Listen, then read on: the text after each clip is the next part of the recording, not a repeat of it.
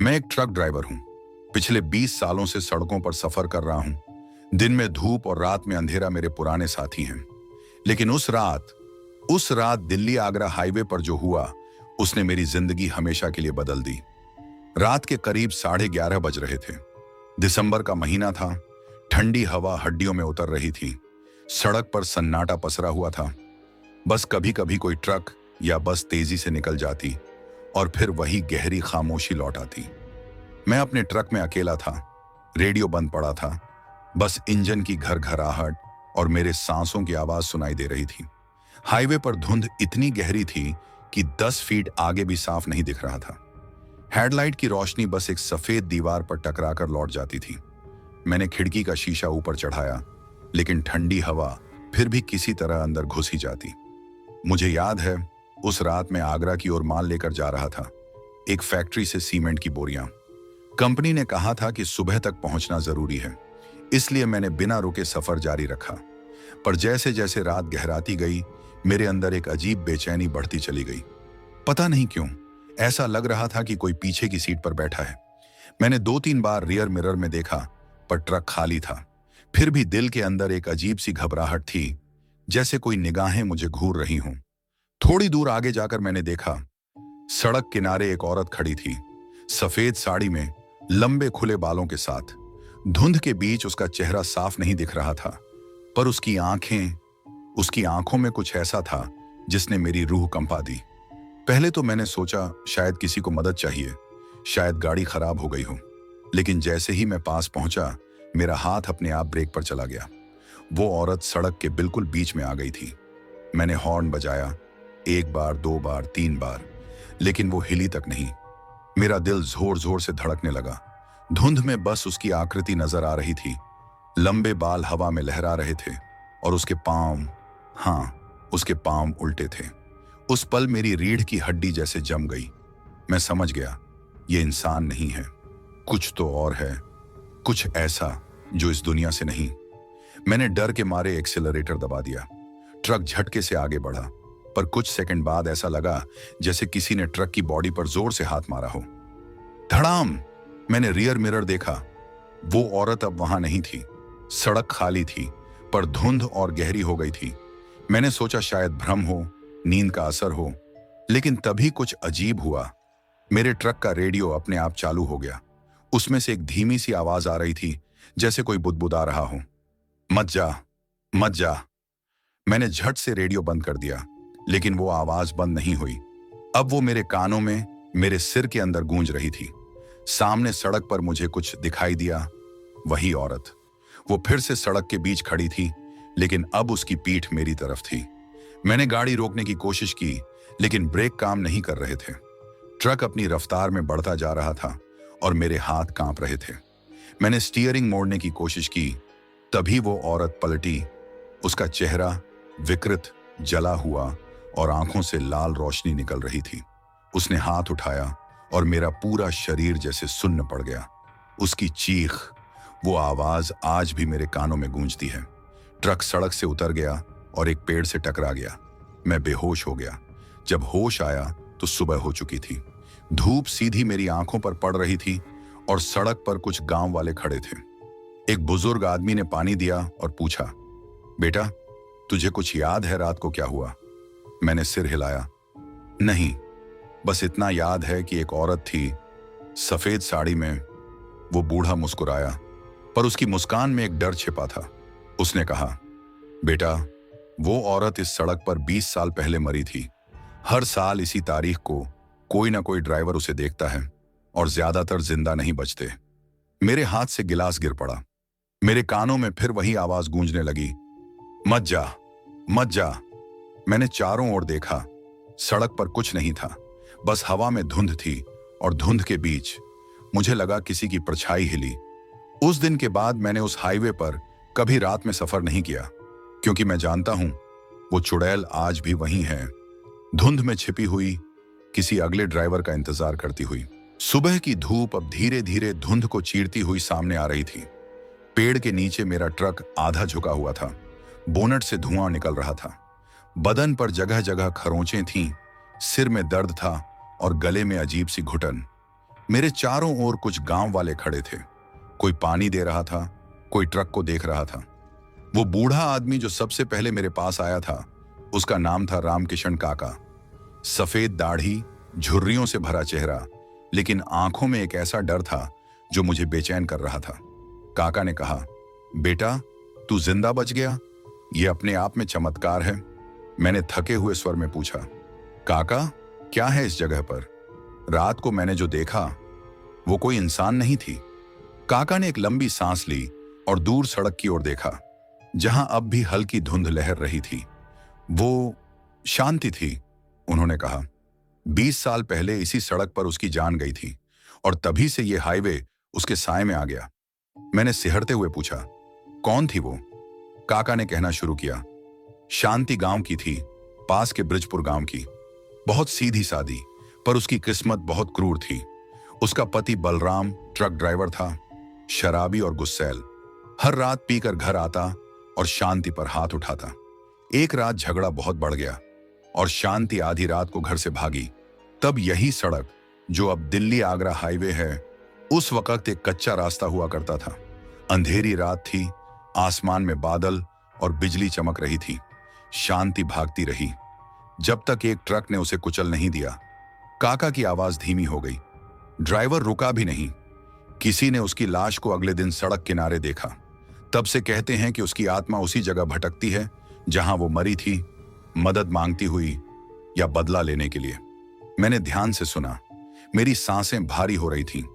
लेकिन काका, मैंने कहा, क्या किसी ने उसे पहले भी देखा है? काका बोले, देखा तो बहुतों ने। कई ट्रक ड्राइवर, बस ड्राइवर, यहां तक कि कुछ पुलिस वाले भी। हर बार वही कहानी। रात के बीच में सफेद साड़ी वाली औरत सड़क पर दिखती है और फिर हादसा। पिछले 10 सालों में इस मोड़ पर 7 ट्रक पलटे हैं। एक भी ड्राइवर जिंदा नहीं बचा। मैंने डरते हुए सड़क की ओर देखा। धूप थी, लेकिन उस जगह पर अजीब सी ठंडक महसूस हो रही थी, जैसे हवा में किसी का साया तैर रहा हो। काका ने मेरे कंधे पर हाथ रखा। बेटा, तू अगर इस बार बच गया तो दोबारा रात में यहां मत आना। रात इस रास्ते की दुश्मन है। गांव वालों में से एक नौजवान बोला, काका, इसे दिखाओ ना, वो मंदिर।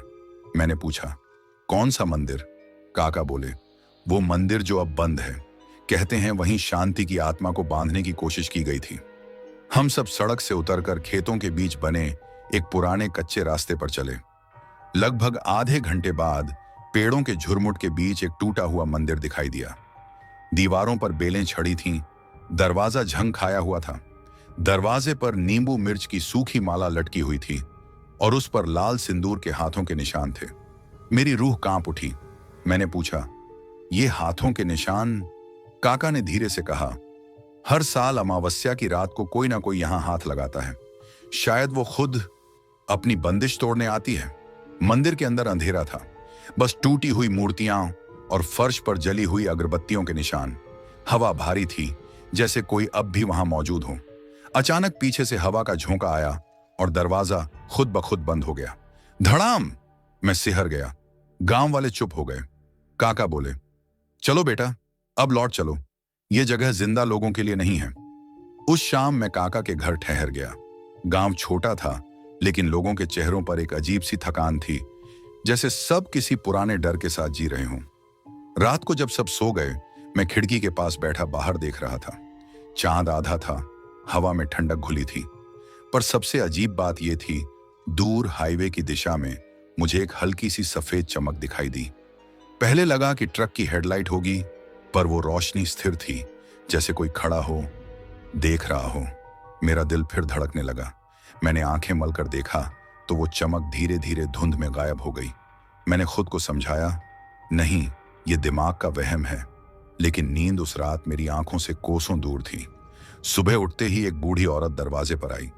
उसके हाथ में तुलसी की माला थी। उसने मुझे देखते ही कहा, बेटा, तू उस साए के बहुत करीब आ गया है।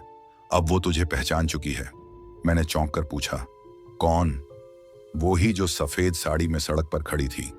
तूने उसकी आंखों में देखा है ना? तो अब वो तुझे छोड़ने वाली नहीं। मेरे शरीर में सिहरन दौड़ गई। मैंने घबरा कर कहा, लेकिन मैं अब इस रास्ते से नहीं जाऊंगा। वो बोली, तू चाहे जहां चला जा, उसका साया अब तेरे साथ है। जब तक उसकी अधूरी मौत पूरी नहीं होती वो तेरे पीछे रहेगी। उसकी बातें सुनकर मेरा दिल बैठ गया। मैंने तय किया कि मुझे इस कहानी की तह तक जाना ही होगा। डर के बावजूद मैं काका से और जानकारी मांगने गया।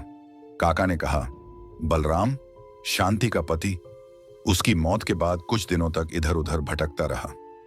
एक दिन वो भी उसी जगह मिला जहां शांति मरी थी, लेकिन उसकी लाश जल चुकी थी। मतलब? मैंने पूछा। मतलब वो भी जलकर मरा। किसी ने उसे आग लगाई या उसने खुद लगाई, कोई नहीं जानता। लेकिन उस दिन के बाद से अमावस्या की रातों में वहां दोनों के झगड़े की आवाजें सुनाई देती हैं, जैसे वो अब भी लड़ रहे हों। काका की बातों ने मेरी रूह हिला दी।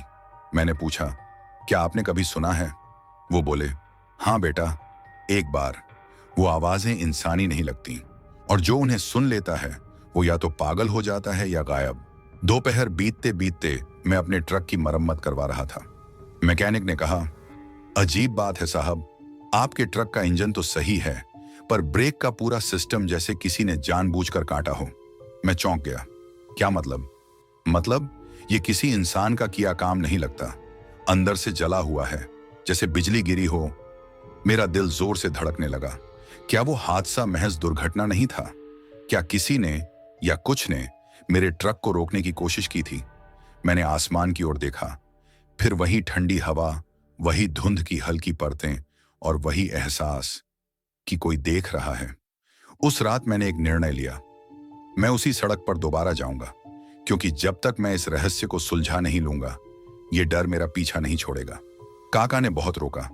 मत जा बेटा, वो अमावस्या आने वाली है, वही रात जब शांति मरी थी। पर मैं तैयार था।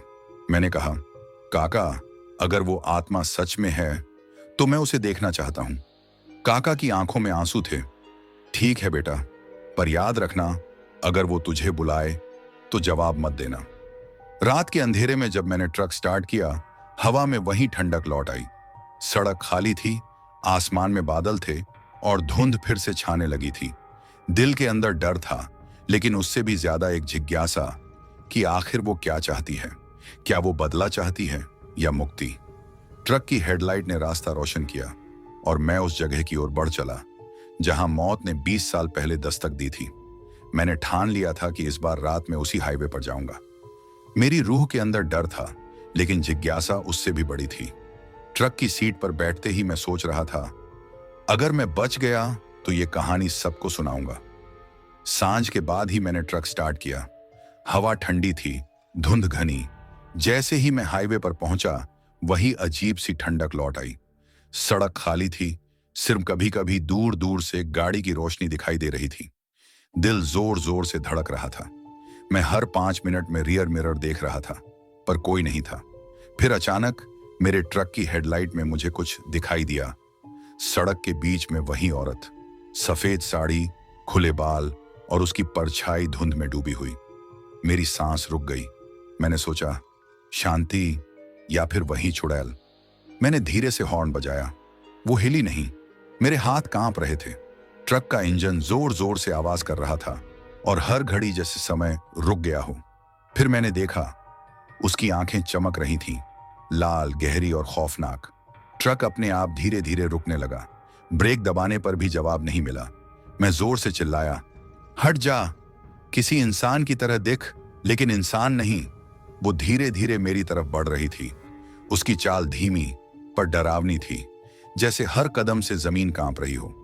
मेरे दिमाग में एक ही विचार था, यह असली है, यह इंसान नहीं, ये वही आत्मा है जो काका ने बताई थी। मैंने ट्रक को मोड़ने की कोशिश की, लेकिन जैसे कोई अदृश्य शक्ति मेरी स्टीयरिंग को रोक रही हो। मुझे लगा जैसे ट्रक किसी जाल में फंसा हो। उसने अपना हाथ उठाया। उसकी उंगलियां लंबे और मरोड़दार थे। वो मेरा नाम ले रही थी, विनोद। मैंने पीछे झुककर देखा, लेकिन वहां कोई नहीं था। फिर मेरी आंखों के सामने वही चेहरा, विकृत लाल आंखें, बाल हवा में उड़ते हुए। ट्रक अपने आप तेजी से बढ़ा। सड़क के किनारे झाड़ियां मेरे ट्रक को छूती हुई निकल रही थीं। मैं जानता था कि अगर अभी भी नहीं रुकूंगा, मेरी आखिरी रात होगी।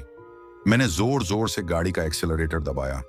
ट्रक जैसे पागल हो गया, लेकिन उस औरत की परछाई मेरे साथ चल रही थी। हर मोड़ पर, हर झुकाव पर उसका चेहरा सामने। मैंने अपनी आंखें बंद कर ली। जब खोली तो देखा सड़क के किनारे से कुछ चलकर ट्रक के पास आया। वह मिट्टी से ढकी हुई, उसकी चाल अब और भी डरावनी थी। वो मुझे रोक रही थी। मेरे कानों में फिर वही आवाज गूंजने लगी, मत भागो, मत भागो। मैं चिल्लाया, कौन हो तुम? क्या तुम इंसान हो? लेकिन जवाब में सिर्फ सन्नाटा मिला। मेरी हिम्मत टूट रही थी, लेकिन तभी मैंने ध्यान दिया कि सड़क पर किसी तरह का चमकता हुआ निशान बना हुआ है, जैसे कोई मुझे सही रास्ता दिखा रहा हो। मैंने ट्रक मोड़कर उस निशान का पालन किया। औरत मेरे पीछे धीरे धीरे चली। उसकी चाल में अब वह क्रूरता थी, लेकिन उसके कदमों की आवाज नहीं थी। कुछ दूर जाकर मुझे लगा कि मैं किसी पुराने पुल पर पहुंच गया हूं, वही जगह जहां काका ने बताया था कि शांति की मृत्यु हुई थी। मैंने ट्रक रोकने की कोशिश की। इस बार ब्रेक काम किया। ट्रक रुका और वही औरत मेरे सामने खड़ी थी। उसका चेहरा अब स्पष्ट दिख रहा था। चेहरे पर आग की झुलसनी, लाल आंखें, बाल बिखरे हुए और साड़ी धुंध में लहराती हुई। मैंने अपने अंदर जो हिम्मत बची थी उसे इकट्ठा किया और कहा, तुम कौन हो? तुम मुझसे क्या चाहती हो? वो मुंह खोलकर चुप रही। बस उसकी आंखें मेरे अंदर तक झांक रही थीं। ऐसा लग रहा था कि मेरी सारी आत्मा उसके सामने बिखर रही है। तभी मुझे याद आया काका की चेतावनी, अगर वो तुझे बुलाए जवाब मत देना। मैंने आंखें बंद कर ली और अपनी सांसों को नियंत्रित किया। जब मैंने आंखें खोली तो देखा कि औरत धीरे धीरे पीछे हट रही थी। उसकी परछाई धीरे धीरे धुंध में मिल रही थी। मेरे पैरों के नीचे सड़क हिल रही थी, जैसे अभी भी उसके कदम वहां गूंज रहे हों। मैं ट्रक में बैठा रहा, कांपते हुए। कुछ समय के लिए सन्नाटा इतना गहरा था कि मैं सोच नहीं पा रहा था कि मैं जिंदा हूं या नहीं। उस रात मैं हाईवे से वापस गांव लौट आया। रास्ते में कभी भी औरत दिखाई नहीं दी, लेकिन मुझे पता था यह खत्म नहीं हुआ। उसका साया अब मेरे साथ है। हर रात, हर धुंध में मुझे याद दिलाता है कि मैं उस रात जिंदा बचा, लेकिन अगली बार हो सकता है कि कोई इतनी हिम्मत न कर पाए। रात का अंधेरा घना हो चुका था। मैं अपने ट्रक में बैठा था, हाथ कांप रहे थे, दिल धड़क रहा था। हाईवे पर धुंध इतनी गहरी थी कि 10 फीट आगे भी दिखाई नहीं दे रहा था। उस रात मैंने तय किया था कि डर को मात दूंगा और आखिरकार उस जगह से गुजरूंगा जहां शांति की आत्मा भटकती है। जैसे ही मैंने ट्रक स्टार्ट किया, सड़क पर अजीब सी ठंडक फैल गई। इंजन की आवाज मेरे कानों में गूंज रही थी और हेडलाइट की रोशनी धुंध में धुंधली होती जा रही थी। पहले कुछ किलोमीटर सामान्य लगे, पर जैसे ही मैं उसी पुराने मोड़ पर पहुंचा, वही जहां शांति मरी थी, मुझे लगा कि ट्रक अपने आप तेजी पकड़ रहा है। मैंने एक्सेलरेटर दबाया ही था कि अचानक ब्रेक काम करना बंद कर दिया। दिल की धड़कन बढ़ गई। मैंने जोर से हॉर्न बजाया, लेकिन धुंध में वही सफेद साड़ी वाली परछाई मेरे सामने थी। मैंने गाड़ी को मोड़ने की कोशिश की, पर स्टीयरिंग जैसे किसी अदृश्य शक्ति के हाथ में थी। ट्रक सीधे सड़क के किनारे की झाड़ियों से टकराने लगा। धुआं, हवा और ठंडी ठंडी ठिठुरन ने मेरे पूरे शरीर को जकड़ लिया। औरत अब और करीब थी। उसकी आंखें लाल और चमकदार थीं। वह धीरे धीरे बढ़ रही थी, जैसे मुझे रोकने के लिए रास्ता तय कर रही हो। मैंने आंखें बंद कर ली और खुद को याद दिलाया, काका ने कहा था, अगर वो तुझे बुलाए जवाब मत देना। लेकिन डर और जिज्ञासा के बीच मेरी सांसें अटक रही थीं। जैसे ही मैंने आंखें खोली, वह औरत ट्रक के ठीक सामने थी। हवा के झोंके से उसके खुले बाल मेरे चेहरे पर गिरे। ट्रक अचानक बेकाबू हो गया। टायरों की आवाज, धुंध में घुसी ठंडी हवा और उसका खौफनाक चेहरा, सब कुछ मेरी रूह को हिला रहा था। मैंने जोर जोर से ब्रेक दबाया, गाड़ी घुमाकर सड़क से बाहर निकालने की कोशिश की। ट्रक जैसे पागल हो गया, तेजी पकड़ता जा रहा था। सड़क के किनारे पेड़ और खंभे जैसे मेरी तरफ बढ़ रहे थे। उस पल मुझे लगा कि अगर मैं रुका नहीं तो मौत पक्की है। मैं अपनी सारी ताकत लगाकर ट्रक को संभालने की कोशिश कर रहा था। वहीं धुंध में मुझे दिखाई दिया, सड़क के किनारे वहीं टूटा हुआ मंदिर। शायद वही शांति की आत्मा को बांधने की जगह थी। मुझे लगा जैसे मंदिर की तरफ खिंचाव है। मैंने ट्रक मोड़कर मंदिर की ओर बढ़ाया। औरत पीछे पीछे चल रही थी। उसकी चाल अब और तेज और डरावनी थी। मेरे कानों में वही धीमी आवाज गूंजने लगी, मत भागो, मत भागो। ट्रक अचानक टकराने ही वाला था कि मेरे हाथ जैसे अपने आप ब्रेक पर चले गए। ट्रक रुका। धुंध में मंदिर का दरवाजा खुला हुआ दिखा। अंदर से हल्की रोशनी और जली हुई अगरबत्तियों की खुशबू आई। मैंने हिम्मत जुटाई और धीरे धीरे ट्रक से उतरा। पैर कांप रहे थे, लेकिन मैंने देखा वह औरत अब मंदिर की ओर बढ़ रही थी। उसकी आंखों में अब कोई क्रोध नहीं, बस अधूरी आत्मा का दुख था। मैंने धीरे से कहा, मैं डरने नहीं आया, मैं सिर्फ सच जानना चाहता हूं। वो औरत मेरी ओर देखती रही, फिर अचानक उसका चेहरा बदल गया। अब उसकी आंखों में लाल चमक नहीं, बस गहरी उदासी थी। मैंने मंदिर के अंदर झांका। वहां जली हुई अगरबत्तियां और पुराने निशान थे। मुझे समझ आया, शायद यही वह जगह थी जहां उसकी आत्मा शांति चाहती थी, और नहीं बदला। लेकिन जैसे ही मैंने कदम बढ़ाया, ट्रक की इंजन आवाज अचानक जोर से गूंज उठी। वह औरत धुंध में गायब हो गई, पर मैं जानता था कि उसका साया अब भी मेरे पीछे है। मैंने रात भर मंदिर के पास इंतजार किया, और जैसे ही सुबह की पहली किरण आई, धुंध धीरे धीरे हट गई। ट्रक अब शांत था, सड़क खाली थी, और वह औरत गायब।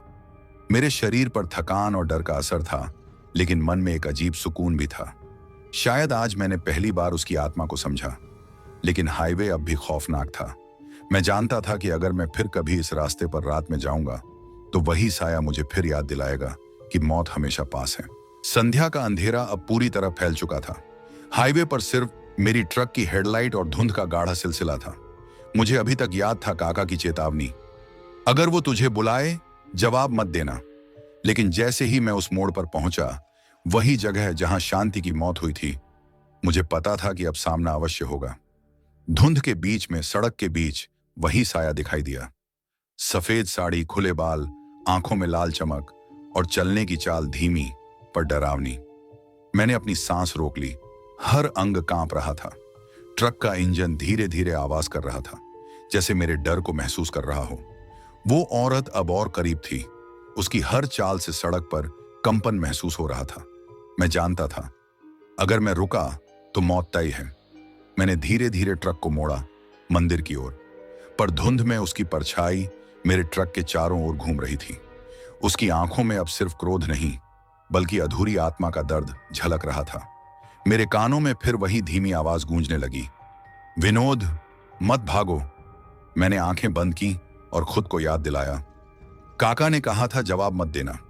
जैसे ही मैंने आंखें खोली, ट्रक खुद ब खुद रुक गया। औरत सीधे ट्रक के सामने खड़ी थी। उसके चेहरे की विकृति, खुला बाल और लाल आंखें, सब कुछ मेरी रूह में डर भर रहे थे। मैंने धीरे से कहा, मैं डरने नहीं आया, मैं सिर्फ सच जानना चाहता हूं। तुम मुझसे क्या चाहती हो? वो चुप रही। धुंध में उसका साया धीरे धीरे फैल रहा था। मैंने देखा कि उसके हाथ हल्के हल्के हवा में हिल रहे हैं, जैसे कोई अदृश्य शक्ति मेरे ट्रक की तरफ खींच रही हो। ट्रक अचानक झटके से आगे बढ़ा। टायरों की चीख, इंजन की आवाज और धुंध में उसकी परछाई, सब कुछ मेरी रूह को हिला रहा था। मैंने जोर से हॉर्न बजाया, पर कोई जवाब नहीं आया, सिर्फ वही लाल आंखें। तभी मैंने देखा, मंदिर का टूटा हुआ दरवाजा खुला था। शायद यही वह जगह थी जहां उसकी आत्मा शांति चाहती थी। मैंने धीरे धीरे ट्रक से उतरकर मंदिर की ओर कदम बढ़ाए। हर कदम के साथ मेरी रूह कांप रही थी। वह औरत मेरे पीछे धीरे धीरे बढ़ रही थी। मैंने कहा, अगर तुम इंसानी नहीं हो तो कम से कम मुझे छोड़ दो, मैं तुम्हारी कहानी सुनना चाहता हूं। उसकी आंखों में अब सिर्फ दर्द और उदासी थी। धीरे धीरे वह धुंध में मिल गई। हवा में हल्की खुशबू और जली हुई अगरबत्तियों की गंध फैली। मैंने महसूस किया कि शायद यही उसका तरीका है मुझे डराने का, या फिर मुझे समझाने का कि उसकी मौत की कहानी अधूरी है। ट्रक के पास लौटते समय मैंने देखा कि सड़क अब शांत थी। हाईवे पर केवल मेरा ट्रक और धुंध थी, लेकिन मैं जानता था उसका साया अब भी मेरे पीछे है, मेरे दिल में, मेरे खून में। मैंने अपने हाथ कांपते हुए स्टीयरिंग पकड़ लिए और धीरे धीरे हाईवे पर आगे बढ़ा। रात की ठंडी हवा, धुंध का गाढ़ा आवरण और उसकी अधूरी आत्मा, सब कुछ मुझे याद दिला रहा था कि मौत हमेशा आसपास होती है। उस रात मैंने पहली बार महसूस किया, डर सिर्फ डर नहीं है, यह जीवित आत्मा की चेतना है जो हमें हमारी सीमा तक खींचती है। जैसे ही सुबह की पहली किरणें हाईवे पर पड़ी, धुंध धीरे धीरे कम होने लगी। ठंडी हवा में अब हल्की गर्मी का एहसास था।